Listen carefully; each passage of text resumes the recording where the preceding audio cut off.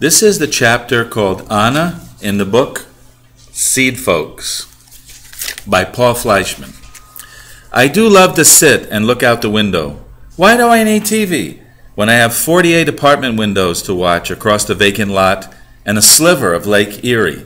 I've seen history out this window. So much. I was 4 when we moved here in 1919. The fruit sellers' carts and coal wagons were pulled down the street by horses back then. I used to stand just here and watch the coal brought up by the handsome lad from Grossa, the village my parents were born in. Gibbs Street was mainly Romanians back then. It was adio, goodbye, in all the shops when you left. Then the Romanians started leaving. They weren't the first or the last. This has always been a working-class neighborhood. It's like a cheap hotel. You stay until you've got enough money to leave. A lot of Slovaks and Italians moved in next, then Negro families in the Depression. Gibbs Street became the line between the blacks and the whites, like a border between countries.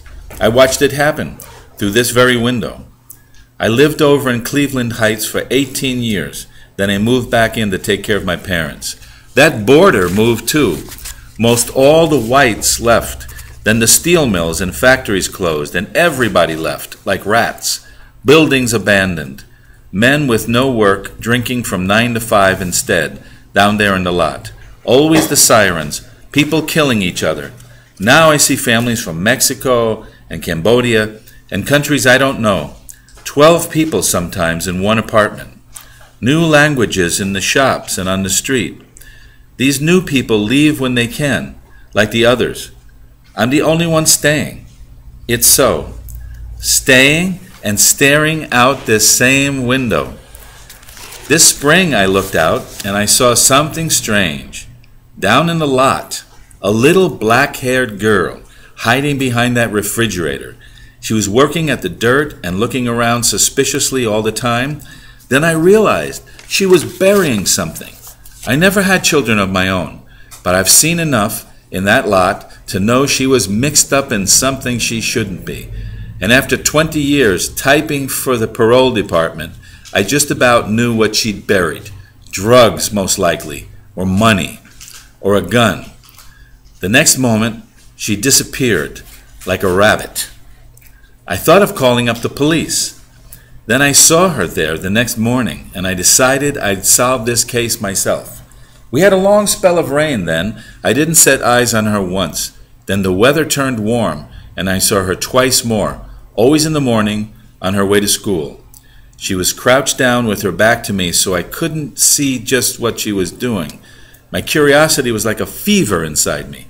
Then one morning she was there, glancing about, and she looked straight up at this window.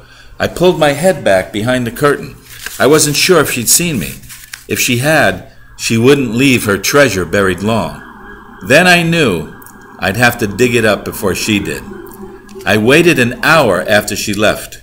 Then I took an old butter knife and my cane and hobbled down all 3 flights of stairs. I worked my way through that awful jungle of junk and finally came to her spot. I stooped down.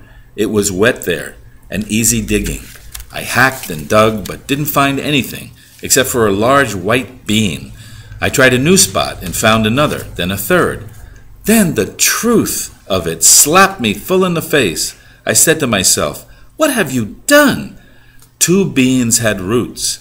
I knew I'd done them harm. I felt like I'd read through her secret diary and had ripped out a page without meaning to.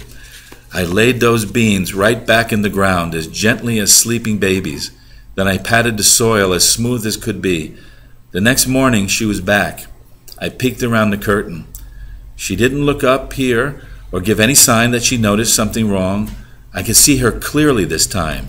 She reached a hand into her school bag. Then she pulled out a jar, unscrewed the lid, and poured out water onto the ground. That afternoon, I bought some binoculars.